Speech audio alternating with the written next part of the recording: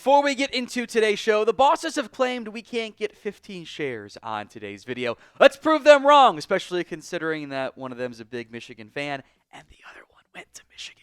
Help us out by sharing today's video on social media. Coming up on today's show, we'll talk recruiting updates for the Ohio State Buckeyes, the Iron Buckeyes for 2025, and some Lincoln Kienholz talk as we discuss the quarterback battle that continues to be ongoing. Let's begin with a flip watch, which is always fun, especially when you're on the right side of it.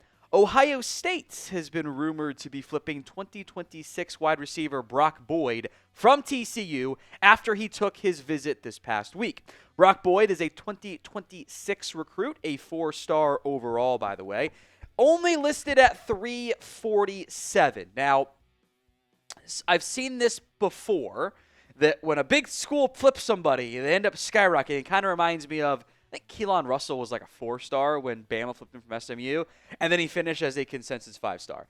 So I would not be shocked if, he flips to OSU, he suddenly moves up the rankings. That's not uncommon, so to speak. He is currently the 54th ranked wide receiver in the country. 49th, by the way, in the state of Texas as well. Of note, Steve Wiltfong says that Ohio State is, quote-unquote, the one to beat for the talented wide receiver recruit. There are several 2026 commits that are involved, potentially on offense. Witherspoon's an athlete. Corbin Fordham's a tight end. Jaden Ricketts is a lower 3-star receiver. Again, I wouldn't be surprised if he rises in the rankings. Chris Henry Jr., who I know there's the flip stuff we talked about previously. I'm not too worried about it. He is the number 1 ranked receiver. This is, all per the 24/7 Sports Composite. Now, a last name that I'm sure you know is Whitten, especially if you watch the NFL.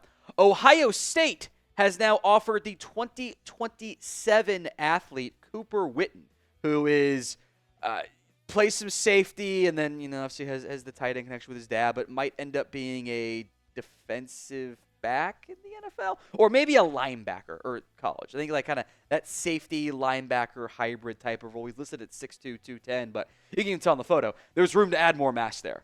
He's very there's room to add some weight. This is, again, in 2027. If you value the 24/7 Sports Composite, he's a 5-star recruit. So do you care, and you can be honest here because it's a long way away, the class of 2027 recruiting? It's fine if you say no. Go vote the pinned comment of today's video. Y for yes, N for no. It's the pinned comment. So if the ad comes here on YouTube, take advantage of it. Head down there and go vote. Again, more on Cooper Whitten in the composite rankings. I guess I kind of gave it away a little bit previously, but that's fine. 24th overall. He is the number 1 ranked safety. There's also some athlete stuff, like maybe he could end up being a linebacker too. Number 4 player in the state of Texas. His brother, by the way, is also CJ Whitten, who is currently a Rice 2025 commit, or I guess signee. So I don't think he's going to end up, though, playing at Rice. I think he's a little bit better there.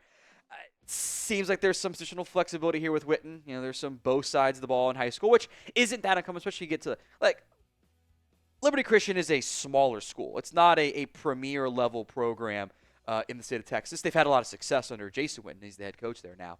But sounds like OSU is going to add some weight to Cooper and make him a linebacker there. Here's what Cooper Whitten said on the visit with Ohio State.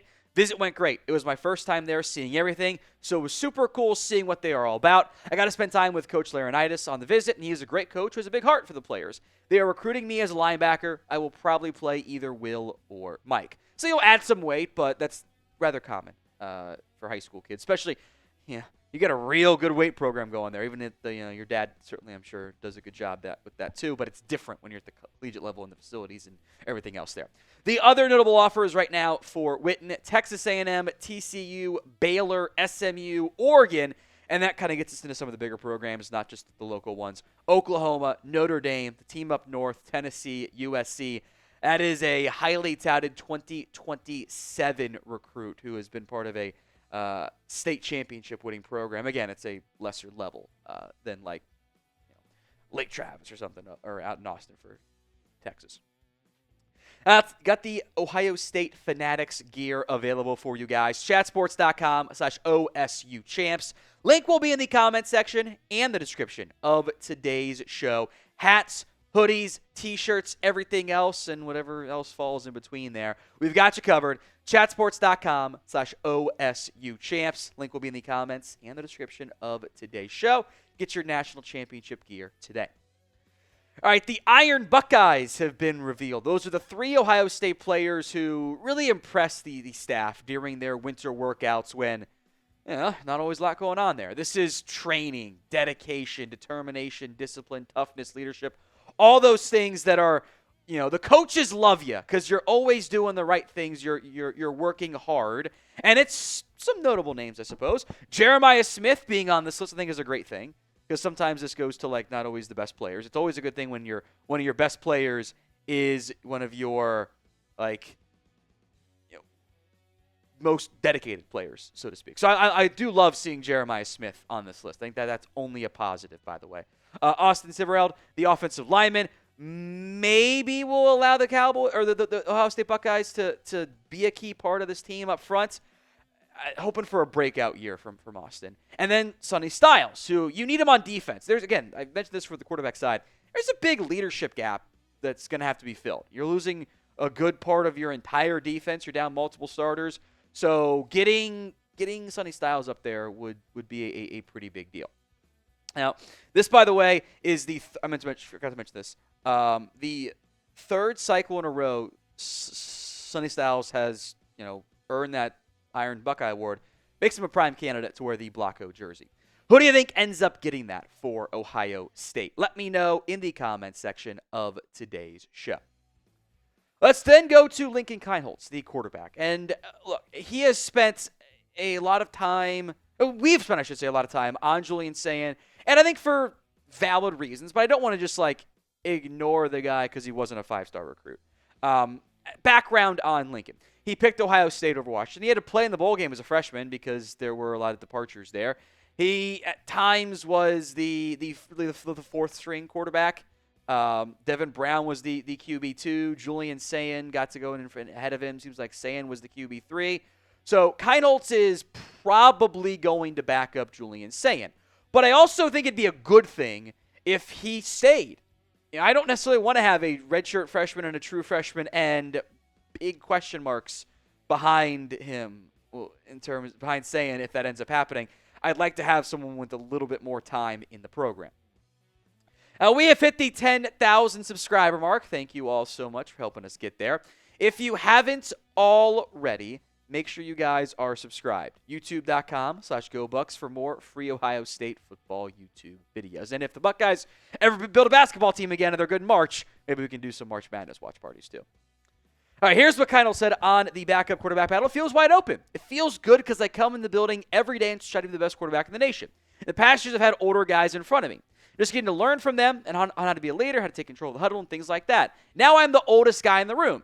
So I kind of feel that now, and I kind of feel more confident. And I feel like I need to be a leader for the quarterbacks. I've definitely seen a lot of that's what Lincoln Kienholz said. Billy Fessler had this to say on Lincoln Kienholz. Almost got ahead of myself there. I've definitely seen a lot more growth from getting here in June and last year, and it's to where we see him at now. Just a full year of understanding the offense, a full year of getting a feel for what we're trying to do and what we're trying to accomplish. And just the minute details about where my eyes need to be. How can I tie my feet with my eyes? How can I make sure I'm not just throwing the ball to the right receiver because that's what my read dictates, but I'm also throwing it at the right time. And I have the accuracy within that accuracy just displayed by putting it on the right shoulder to offset a receiver and throw him away for a defender or whatever that might look like. So what Billy's saying is it's the higher level quarterback stuff. We haven't really seen Kienholz do a lot as a passer. He's 10 of 22 over the course of his career, 111 yards in a bowl game that, frankly, we just don't really want to talk about there at all. He's bulked up. I think he was 185 when he came into the program, and he's probably actually a bit north of 207 right now, and I think there's room to continue to add some mass there. He's got some good athletic ability, stuff that I think you value in a backup QB. So my hope, and I feel a little bit bad for just kind of dismissing him in a battle, but I want it to be Julian Sayin, and then I want Lincoln to stick around and be a reliable backup for Ohio State. And then maybe next year he can transfer and go win a starting job, kind of like you just saw with Devin Brown.